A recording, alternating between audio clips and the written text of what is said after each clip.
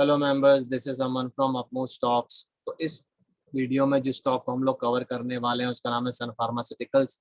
आप इसको सन फार्मा करके भी एड्रेस कर सकते हैं। तो इस स्टॉक को कवर करने का ये कारण है कि ये जो स्टॉक एक पर्टिकुलर चैनल में ऑपरेट कर रहा है पिछले 8-9 महीने से। आप उसको रेंज भी बोल सकते हैं, आप ये भी कह सकते हैं कि कंसोलिडेट करने की कोशिश कर रहा है, रेंज को तोड़ नहीं पा रहा है ऊपर की तरफ या नीचे की तरफ।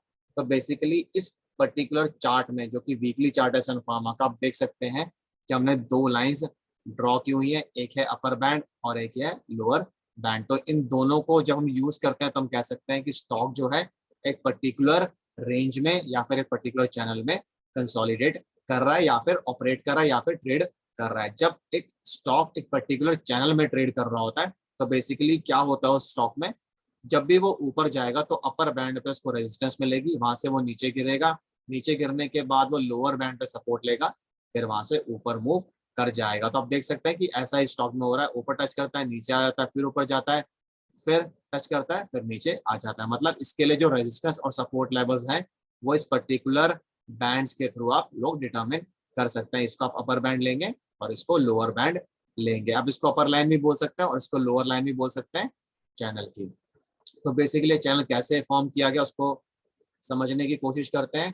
असेंडिंग चैनल को आप कैसे बनाएंगे, आप हायर हाइस को कनेक्ट करेंगे ऊपर की लाइन बनाने के लिए और हायर लोस को कनेक्ट करेंगे नीचे की लाइन बनाने के लिए। जैसे कि आप इस केस में देख सकते हैं कि जो ये वाला हाई है कि इस वाले हाई से बड़ा है, वैसे ही जो ये वाला लो है वो इस वाले लो से बड़ा है। तो बेसिकली हायर हाइज और हायर लोस को कनेक्ट करके आप इस चैनल को ड्रॉ कर सकते हैं अपने चार्ट्स पे। डेली, वीकली, इवन छोटे टाइम फ्रेम पे भी आप बना सकते हैं।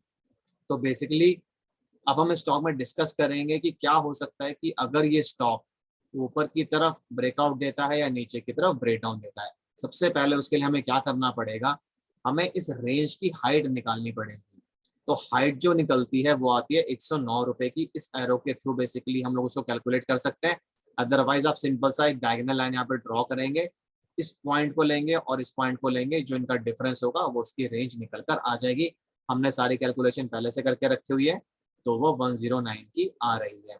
तो अब हम मान लेते हैं कि स्टॉक जो है ऊपर की तरफ ब्रेकआउट देता है 975 रुपए की प्राइस पे। तो अगर ऊपर की तरफ ब्रेकआउट देता है 975 रुपए की प्राइस पे तो टारगेट निकल कर आएगा 975 प्लस 109।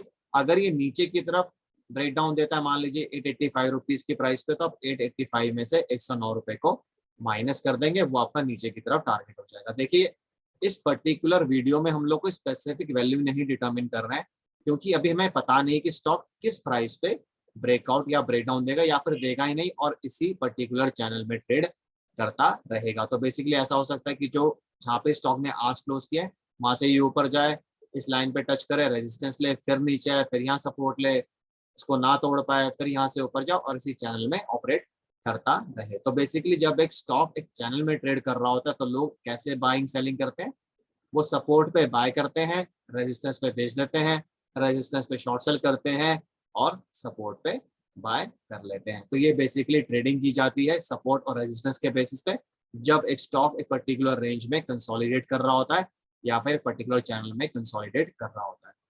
आपको जो ध्यान रखने वाली चीज है इस पर्टिकुलर वीडियो में वो ये है कि स्टॉक ने अभी तक ब्रेकआउट या ब्रेकडाउन दिया नहीं है। हमने जो भी टारगेट्स बताया वो एक स्पेसिफिक एजम्पशन में बताया है।